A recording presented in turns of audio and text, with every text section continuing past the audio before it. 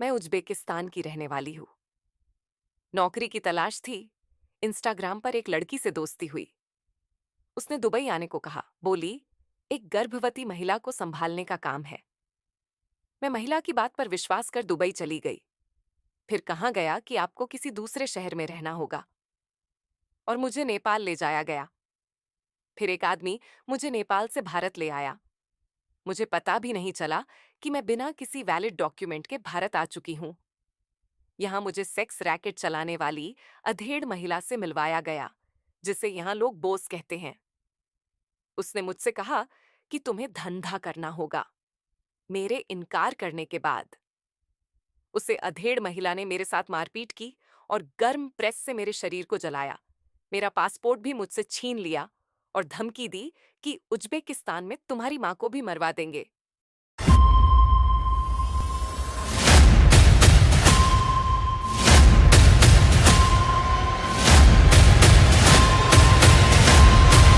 इस तरह मैं प्रोस्टिट्यूट बनी।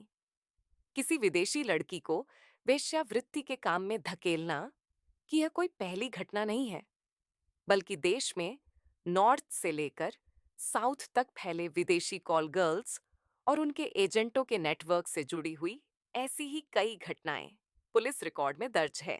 वही दिल्ली पुलिस की चार्जशीट में दर्ज देश में मौजूद विदेश के बड़े मानव तस्करों का कुछ इस तरह पता चला।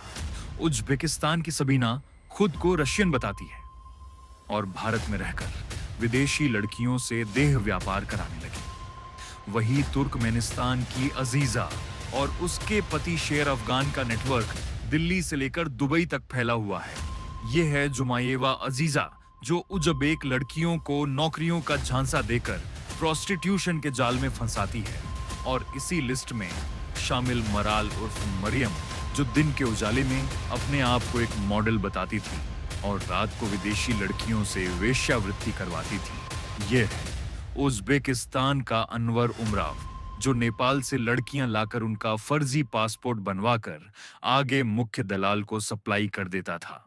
इन मानव तस्करों की शिकार अधिकतर लड़कियां गरीब घरों से होती हैं, जो विदेशों में नौकरियां पाने के लिए इनके द्वारा फैलाए गए मॉडलिंग असाइनमेंट या हॉस्पिटैलिटी जॉब के झूठे जाल में फंस जाती हैं। सबसे पहले इनका पासपोर्ट बनाया जाता है, फिर इनका झूठा बिजनेस या टूरिस्ट वीजा बनाया जाता है। कई बार इन्हें नेपाल और बांग्लादेश के रास्ते से भी अवैध घुसपैठ करवाई जाती है। फिर एजेंट इन लड़कियों के दस्तावेज जब्त कर लेते हैं और अपने नेटवर्क के जरिए अलग अलग शहरों में स्पा होटलों और अपार्टमेंटों में ऑनलाइन वेबसाइटों के जरिए इनसे वेश्यावृत्ति करवाते हैं। ऐसी ही एक एजेंट के दिल्ली पुलिस द्वारा पकड़े जाने पर उसके पास बरामद डायरी से कुछ चौंकाने वाले खुलासे हुए। एक उज़्बेकिक लड़की 7 से 8 ग्राहकों से 50 से 75 हजार तक रोज कमाती थी। बोस और ग्राहक ढूंढने वाले एजेंटों के बीच कमाई गई रकम आधी आधी बांटी जाती है। एक बॉस के रैकेट में 7 से 10 लड़कियां होती हैं, यानी 7 से 10 लाख रुपए प्रतिदिन की कमाई।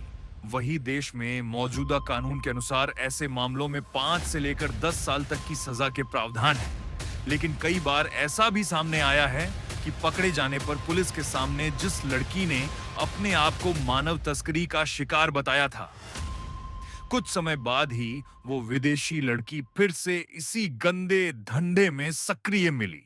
तो कहीं विक्टिम वाली यह गली निकालकर कानून की आंखों से बचने की कोशिश तो नहीं है। अपराधी पहले कितनी बार पकड़ा गया है, पुलिस को इसकी भी जांच करनी चाहिए। तब ही तो पीड़ित और आदतन अपराधियों में फर्क किया जा सकेगा।